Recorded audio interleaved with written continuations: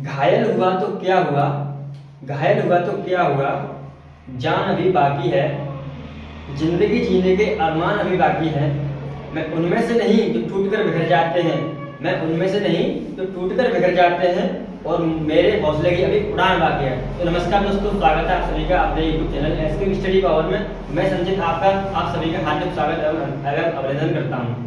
तो जैसा कि आप सभी को पता है, हमारी क्लास चल रही है, कंटिन्यू है, जो कि एसएससी जीडी के एग्जाम के लिए है, जो कि 10 जन से होने वाले हैं। तो उसी श्रृंखला में हम आपको आज क्वेश्चन कराने जा रहे हैं मैथमेटिक्स के हैं। क्वेश्चन मैं देखूंगा अपने पेज में और आपको क्वेश्चन स्क्रीन पर डिस्प्ले होगा।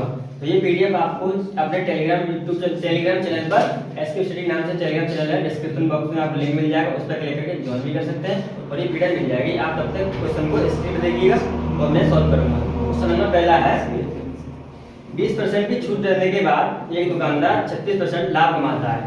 अंकित मूल्य लागत मूल्य से कितना अधिक है?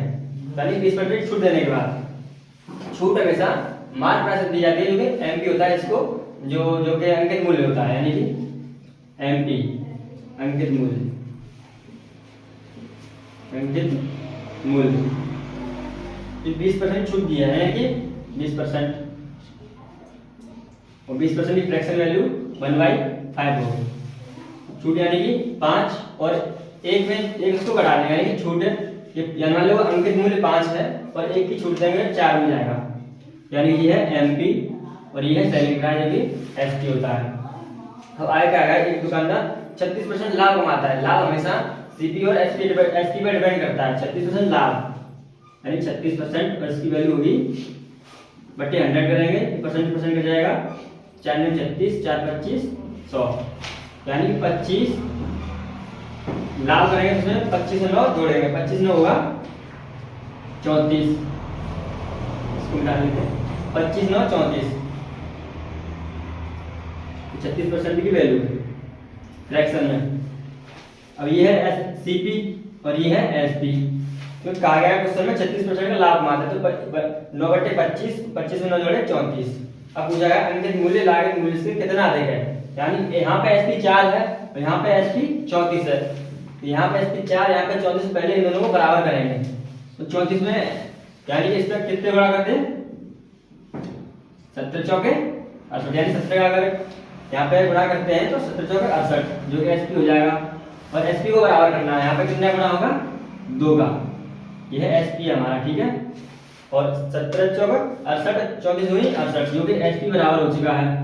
अब यही मल्टीप्लाई यहाँ पे होगा 17 का, और यहाँ पे कितना किया 2 का, तो ये मार्क प्राइस कितना आ जाएगा, 85 और 25 दूनी 50, तो 50 है हमारा एमपी जो कि मार्क प्राइस, और ये 50 है हमारा सीपी। अब क्वेश्चन में कहा गया है अंकित मूल्य लागत मूल्य से कितना अधिक है। अंकित मूल्य 50 है और लागत मूल्य सीपी यानी क्रय मूल्य कितना अधिक है, ये है 35 अधिक, यानी 35 ज्यादा है। और परसेंटेज में पूछा है, परसेंटेज निकालने के लिए कितना अधिक है, यानी 35। हमेशा किससे पूछा है, लागत मूल्य से, तो लागत मूल्य हमेशा नीचे आएगा 50, 35 ज्यादा है बटे 50, और 100% में बनाने के लिए 100 से बना दिया, 5 से 5 कट गया, 5 दूनी 10 और 35 दूनी 70%। तो इसका हल है, यानी आंसर इसका 70%। फिर एक बार देखें क्वेश्चन में कहा गया है 20% छूट देने के बाद एक दुकानदार 36% लाभ कमाता है। अंकित मूल्य लागत मूल्य से कितना अधिक है। तो सबसे पहले हमने अंकित मूल्य लिखा, तो 20% छूट दी यानी 1/5, और 5 से की छूट तो 4 में देंगे, यानी एमपी 5 है और एसपी 4। और सीपी में कहा गया है कि 36% लाभ कमाता है। 36% की फ्रैक्शन वैल्यू 9/25, और जो कि लाभ होता है हमेशा सीपी और एसपी पे होता है। तो 25 यानी सीपी है, तो 9 का प्रॉफिट करेंगे, 25 में 9 का प्रॉफिट करने पर 34 आएगा, 25 9 34। तो एसपी यहाँ पे 4 था और एसपी यहाँ पे 34 था, तो यहाँ पे दोनों को बराबर किया, इस तरह बराबर कर सकते हैं, 17 चौक 68 और 34 दूनी 68। यहाँ पे एसपी बराबर हो चुका है, तो यही मल्टीप्लाई यहाँ पे होगा, 17 का यहाँ पे 85 और 25 का 2 में 25 दूनी 50, तो सीपी हमारा 50 आ चुका है और एमपी 85। अब क्वेश्चन में क्या आ गया कि अंकित मूल्य लागत मूल्य से कितना अधिक है। यहाँ पे डिफरेंस देखिए 35 का है, और यहाँ 35/50, जो कि सीपी पे निकालना है, तो सीपी नीचे रखा है, और जो परसेंटेज में निकालने के लिए 100 से मल्टीप्लाई किया है, 50 दूनी 100, 35 दूनी 70% आ गया। दोस्तों अब बढ़ते हैं आगे क्वेश्चन में, आशा करते हैं आपको समझ में आया होगा, है ना। आपको क्वेश्चन अपनी डिस्प्ले पे दिखाई देगा, वहाँ पे देखें। और इसकी पीडीएफ जो है आपको कमेंट बॉक्स में जो लिंक दी गई है टेलीग्राम की, उस पर मिल जाएगी, है ना। अगला क्वेश्चन है क्वेश्चन नंबर 2। यदि किसी वस्तु का सीपी वस्तु के एसपी से 30% कम है तो लाभ परसेंटेज क्या होगा? यानी किसी वस्तु का सीपी, तो सीपी और एसपी के बारे में बात की गई है। किसी वस्तु का सीपी वस्तु के एसपी से 30% कम है, यानी 30%, और 30% की फ्रैक्शन वैल्यू 3/10 ये ऐसे निकाला है, 30/100, 0/10। अब कहा गया है एसपी से 30% कम है, यानी ये है एसपी, यह मूल वैल्यू 30% कम है, यानी 10 और 3 कम करेंगे इसमें ये जाएगा 7। यदि किसी वस्तु का सीपी वस्तु के एसपी से 30% कम है तो लाभ परसेंटेज क्या होगा? यानी 30% की फ्रैक्शन वैल्यू 3/10 और एसपी हमारा 10, 3 कम करेंगे तो यहाँ पे 7 आ गया। अब पूछा गया है तो लाभ परसेंटेज क्या होगा? लाभ परसेंटेज निकालने के लिए हमेशा हमें सूत्र होता है, नीचे आएगा सीपी, क्योंकि लाभ और हानि हमेशा सीपी पे निकलता है, और यहाँ पे आएगा जो भी मतलब लाभ या हानि हो, यहाँ पे इनका डिफरेंस आता है, तो एसपी माइनस सीपी, क्योंकि यहाँ पे लाभ हो रहा है और एसपी बड़ा है, सीपी छोटा है, तो एसपी माइनस सीपी। अब देखेंगे एसपी हमारा 10, सीपी है 7 सीपी के मान 7 इंटू 100, 10 में से 7 में 3/7 इंटू 100, तो 300/7। अब आप यहाँ पे भाग देके देख लेंगे, 300 में 7 का, 7 चौके 28, बचे 2 और 0, 7 दूनी 14, बचे 6, पॉइंट लगाएंगे 0 बढ़ जाएगी, और 7 अट्ठे 56, यानी कि 42.8% समथिंग हमको लाभ हुआ है इस क्वेश्चन में। यही हमसे क्वेश्चन में पूछा था। फिर देखिए एक बार कि यदि किसी वस्तु का सीपी वस्तु के एसपी से 30% कम है तो लाभ परसेंटेज क्या होगा? तो हमने लिखा सीपी और एसपी, यहाँ पे 30% की फ्रैक्शन वैल्यू लिखी, जो कि होती है 3/10, यानी एसपी 10 है, 3 इसको कम किया, 7 सीपी निकल गया। लाभ परसेंटेज का फॉर्मूला लिखा, यहाँ पे वैल्यू पुटिंग की और कैलकुलेशन की, आंसर आपका आ चुका है 42.8%। अब बढ़ते हैं नेक्स्ट क्वेश्चन पे, क्वेश्चन नंबर 3 देखते रहें दोस्तों। वीडियो अगर आपको अच्छी लगे तो लाइक और सब्सक्राइब जरूर करें और कमेंट भी किया करें, है ना, जिससे कि हमको मोटिवेशन मिलता है। क्वेश्चन नंबर है 3। क्वेश्चन नंबर 3 बढ़ते हैं। क्वेश्चन नंबर 3 सरलीकरण का, यानी कि सिंपलीफिकेशन दिया गया है। क्वेश्चन आपको स्क्रीन पर दिख रहा होगा। 4/2 प्लस 2 माइनस 1/2 और इंटू 1/4 अपॉन 8 माइनस 3 8 1/4 प्लस 6। ये क्वेश्चन हमको दिया गया है, कहा गया है इसका मान क्या होगा। तो हमेशा इसकी वैल्यू पहले डिवाइड सॉल्व होगा, डिवाइड के बाद भाग के बाद प्लस या माइनस कर सकते हैं, उसमें आपको कोई फर्क नहीं पड़ेगा। यहाँ पे डिवाइड सॉल्व करेंगे, यानी कि 4/2 यानी 2 आएगा, 2 आएगा प्लस 2 माइनस 1/2 इंटू 1/4, ये कितना हो जाएगा 1/8, इसका मल्टीप्लाई इसमें होगा, है ना। अब नीचे 8 में से 3 गए 5, सॉरी यहाँ पे पहले ये डिवाइड सॉल्व होगा, 8 माइनस 8 ऐसा लिखेंगे, 8 माइनस 3 और ये ऊपर जाएगा, ये भाग का चेंज हो जाएगा तो गुणा में आ जाएगा प्लस 6। अब देखें आगे 2 2 4 माइनस 1/8 और 4 के 12, यानी 8 माइनस 12 प्लस 6 अभी हो चुका है। यहाँ पे एलसीएम 1 लेंगे, इसके हर में कुछ नहीं एक मान सकते हैं, 8 आ जाएगा, 32 माइनस 1, है ना।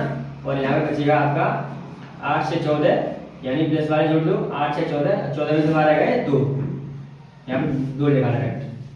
अब देखिए 32 में से गया 31, यहाँ पे कुछ नहीं है, ये वाला ऊपर से ऊपर और यहाँ पे ये मल्टीप्लाई होगा, 8 दूनी 16, 32 में देखिए 31, दोस्तों ये आ चुका है आपका 31/16 तीसरे क्वेश्चन का आंसर, है ना। अब बढ़ते हैं आगे।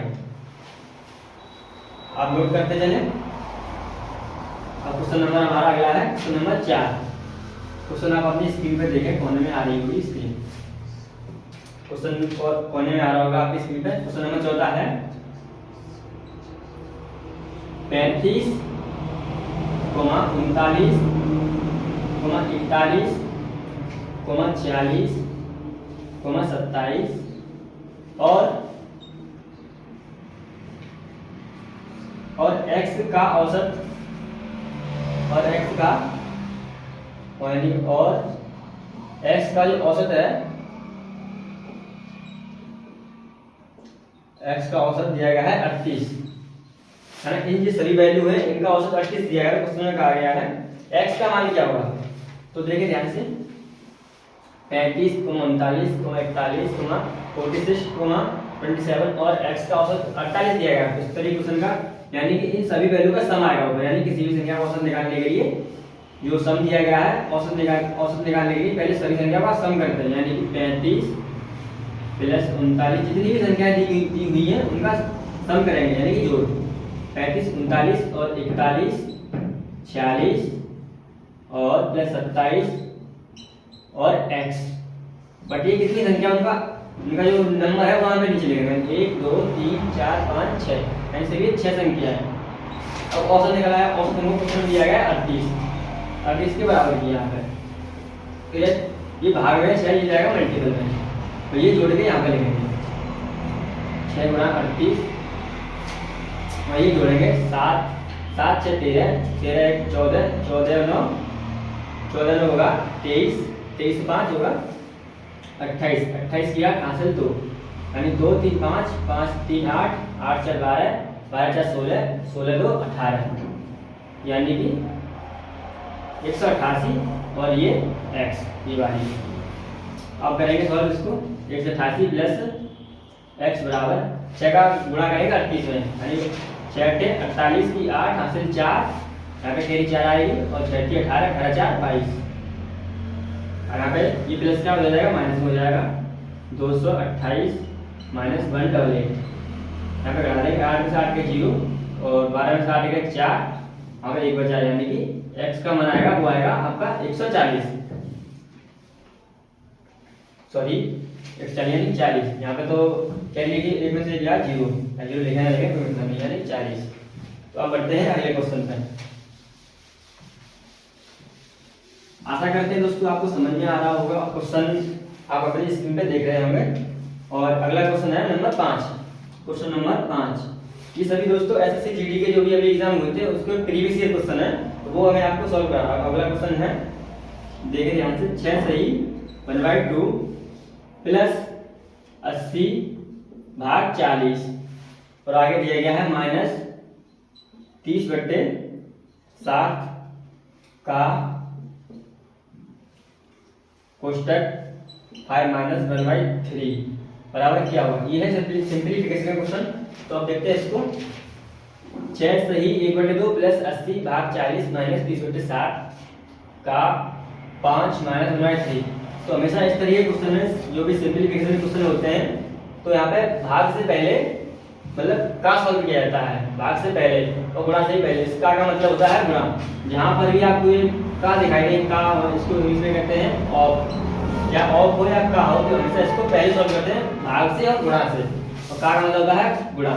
तो अब इसको दोबारा से लिखते हैं जैसे 1/2 प्लस 80 भाग 40 माइनस 30/7 और यहाँ पे है का मतलब गुणा और या कोष्टक वाली वैल्यू पहले, यानी कि यहाँ पे कुछ नहीं देख मान सकते हैं 5 3 15 15 में से गया 14, ये आ जाएगा 14/3 है ना। कोष्टक लगाने लगा कोई फर्क नहीं पड़ता है, यानी 14/3 ये कटेगा 7 से 7 में 14 और ये कटेगा 3 9 30 और 10 × 2 यानी कि होता है 20।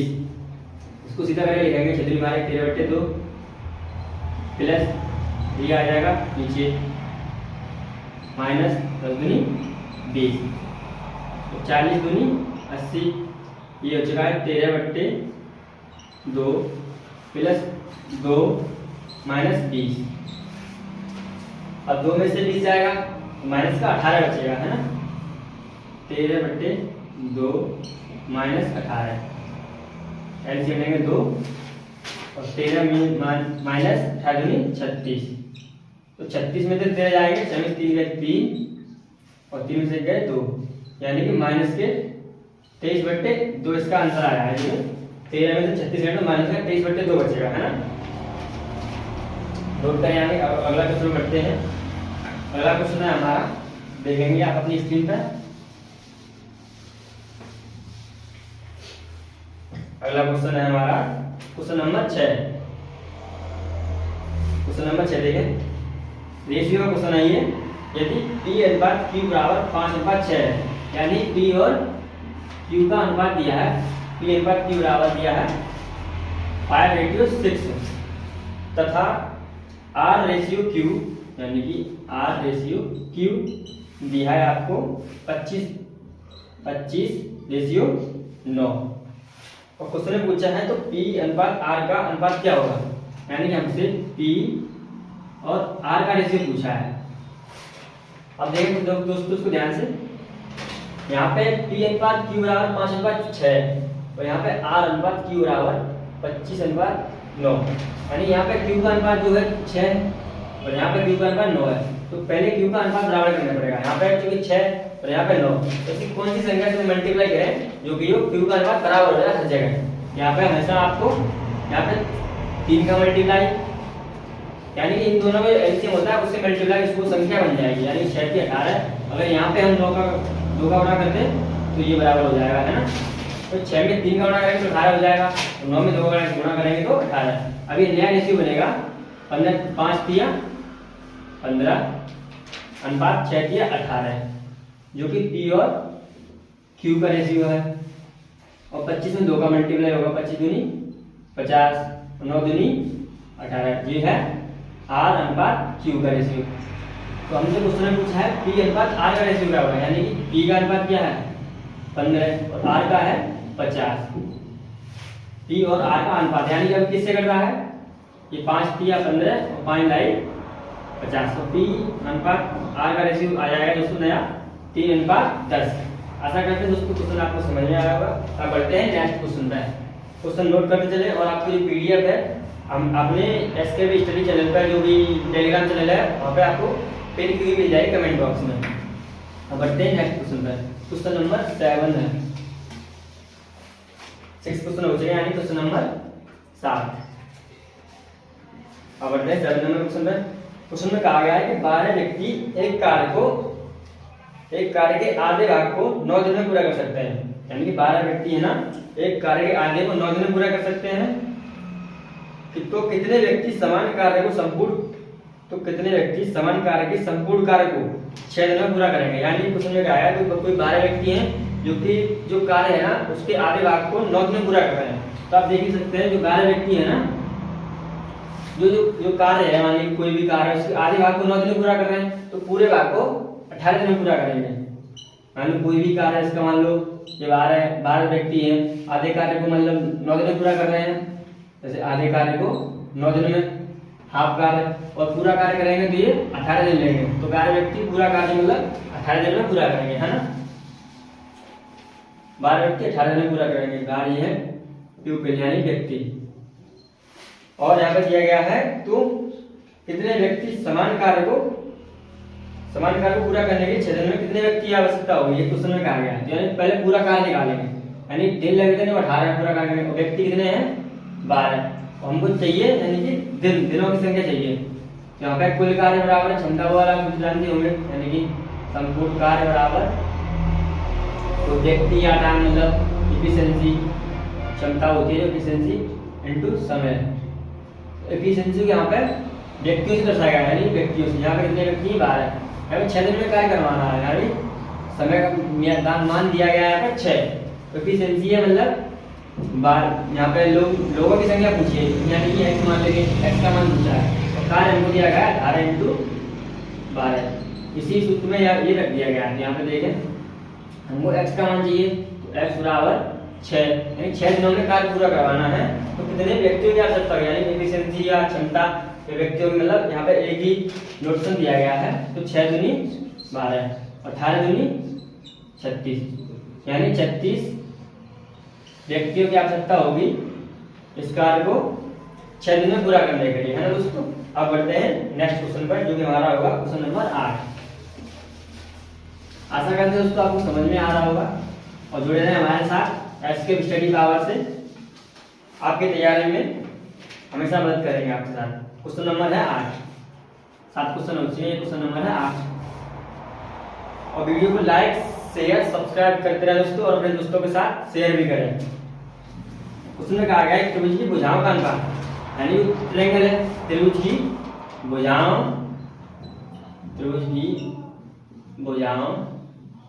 का अनुपात। मैं लिख लेता हूँ थोड़ा क्वेश्चन, आप अपनी स्क्रीन पर देखें। 4:3:2 होगा, यानी कोई त्रिभुज है 4:3:2, यानी कि ये साइड मान लो 4:3:2, यानी अनुपात दे रखा है 2x 3x और 4x, ये हमने मान लिया। और आगे क्या गया है, त्रिभुज का परिमाप 63 सेंटीमीटर है। तो सबसे बड़ी भुजा क्या होगी, यानी कि इसका परिमाप क्या होता है, किसी भी त्रिभुज में कोई भी आकृति हो, परिमाप होता है उसकी सभी भुजाओं का योग। ये त्रिभुज हो और आपका आयत हो, वर्ग हो, किसी और प्रति परिधि होती है, तो मतलब उसकी जो आपको जो दे रखी थी साइड इसका योग होता है, वो उसका परिमाप कहलाता है। यानी कि इनको जोड़ेंगे तो 4x + 3x + 2x बराबर हमको दे रखा है 63 सेंटीमीटर स्क्वायर, यानी कि 63 सेंटीमीटर स्क्वायर। 4 3 7 2 9, 9x की वैल्यू हमको दे रखी है 63, तो 9 7 63, तो यानी कि x का मान जो आ चुका है 7 सेंटीमीटर आया है। अब क्वेश्चन में कहा गया है कि सबसे बड़ी भुजा का, सबसे बड़ी भुजा क्या है यहाँ पे, 4x 3x और 2x में सबसे बड़ी भुजा कौन सी होगी, ऑब्वियसली बात है 4x होगी। यहाँ पे हमको 4x की वैल्यू पूछी है, यानी कि 4x, यहाँ पे x का मान रख देंगे 4 × 7 बराबर जो कि होगा 28 सेंटीमीटर, है ना दोस्तों। देखो एक बार क्वेश्चन में कहा गया था एक त्रिभुज की भुजाओं का अनुपात 4:3:2 है, 4:3:2 है, और उसका दे रखा है आपको परिमाप। तो हमने इसका भी परिमाप निकाला, जो कि इसका योग होगा, भुजा सभी भुजाओं का योग होता है, जो कि परिमाप कहलाता है 4x + 3x + 2x। तो हमने इसको जोड़ा 4 3 7 तो 9x बराबर 63 सेंटीमीटर, बराबर किया, x का मान निकाला जो 7 आया है। और सबसे बड़ी भुजा पूछी है, तो सबसे बड़ी भुजा है 4x, तो सबसे छोटी भुजा पूछता तो हमें 2x आ सकता है, यानी कि वो की होती 14, यानी 7 का 2x से मल्टीप्लाई होता है। सबसे बड़ी भुजा यहाँ पे कौन सी है, क्वेश्चन के साथ है वो है 4x, तो 4x से यहाँ पे मान रखा, और x के साथ 7 4 28। अब बढ़ते हैं दोस्तों अगले क्वेश्चन में, क्वेश्चन नंबर होगा हमारा 9। जुड़े हैं दोस्तों हमसे, और भी नई सीरीज आ रही हैं, रीजनिंग की क्लास ले रहे हैं हमारे प्रभास सर, और मैं संचित आपको गणित की क्लास ले रहा हूँ। ऐसे जीडी जो एग्जाम होने वाले हैं 10 जनवरी से प्रारंभ हो रहे हैं, उसको आपको काफी मदद मिलेगी। ये क्वेश्चन लेटेस्ट और प्रीवियस ईयर क्वेश्चन है ना। अब बढ़ते हैं अगले क्वेश्चन में, क्वेश्चन नंबर है 9। 8 क्वेश्चन हो चुके हैं दोस्तों। क्वेश्चन नंबर 9, दो संख्याएं 16 तथा 20 के महत्तम समापवर्तक तथा लघुत्तम समापवर्तक का अनुपात क्या होगा। यानी दो संख्याएं दी गई हैं, एक संख्या है 16 और एक संख्या है आपकी क्वेश्चन में दी गई है 20। इनके महत्तम समापवर्तक यानी HCF जो हाईएस्ट कॉमन फैक्टर होता है, यानी कि HCF और LCM जो है लीस्ट कॉमन फैक्टर होता है LCM, जिसे LCM होता है लासा, जो भी लासा होता है, और ये होता है मासा, महत्तम समापवर्तक। तो इनके लासा और मासा का मतलब अनुपात पूछा है, तो इसका पहले HCF लगाओ, यानी कि highest common factor. Highest common factor होता है मतलब वो सबसे बड़ा मतलब फैक्टर जो सबसे इन दोनों में कॉमन हो, सबसे बड़ा, यानी कि इसकी मल्टीपल करेंगे। ये है 4 चौके 16, ये है 4 पंजे 20, इसको तोड़ लिया हमने। 20 को 4 × 5 लिख सकते हैं और 16 को 4 × 4। यहाँ पे आपको सबसे बड़ा कॉमन कौन सा फैक्टर मिल रहा है, यहाँ पे सबसे बड़ा आपको दिख रहा है क्योंकि 4 है, दोनों में कॉमन है, तो ये सबसे बड़ा इसका मतलब HCF हो गया।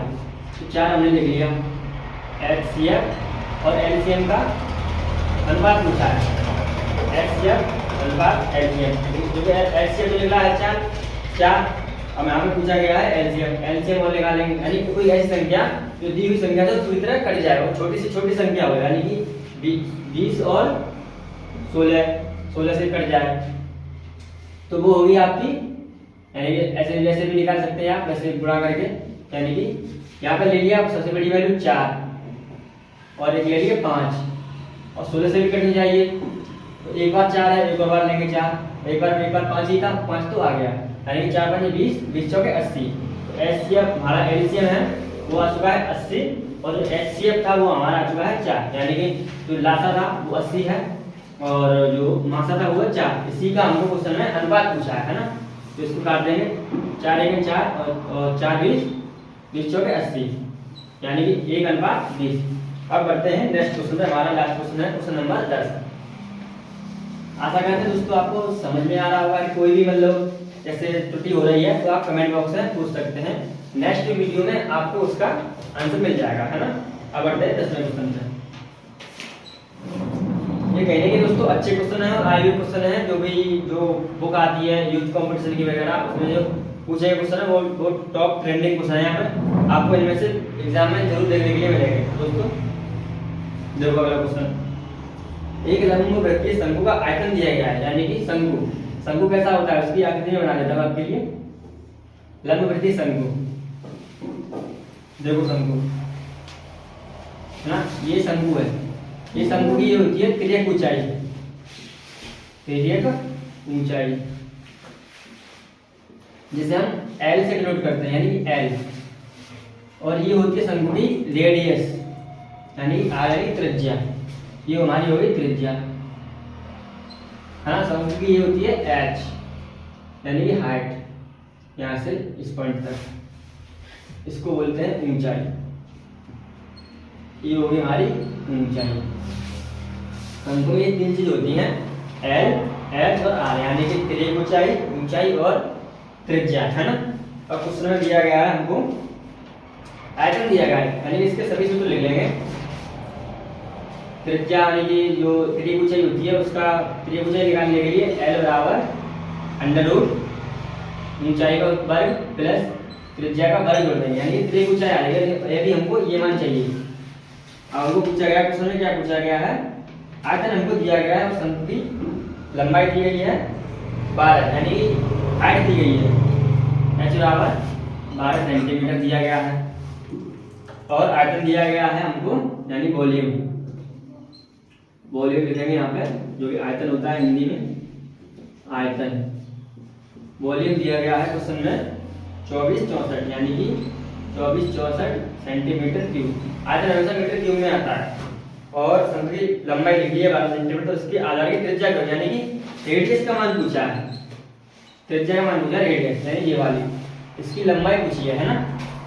और रखते हैं इसमें, जैसे आयतन क्या होता है, शंकु का आयतन होता है, ये आपको दोस्तों मालूम होना चाहिए, सभी एडवांस में जो फॉर्मूले हैं सभी आप याद कर लें। शंकु का आयतन होता है 1/3 पाई r स्क्वायर h। यहाँ पे सभी वैल्यू मतलब हमको आयतन दे रखा है और h का मान हमको मालूम है और r हमको निकालनी है, और यहाँ पे लिख देंगे पाई का मान होता है 22/7, यहाँ पे पुट करेंगे 1/3 और पाई r स्क्वायर h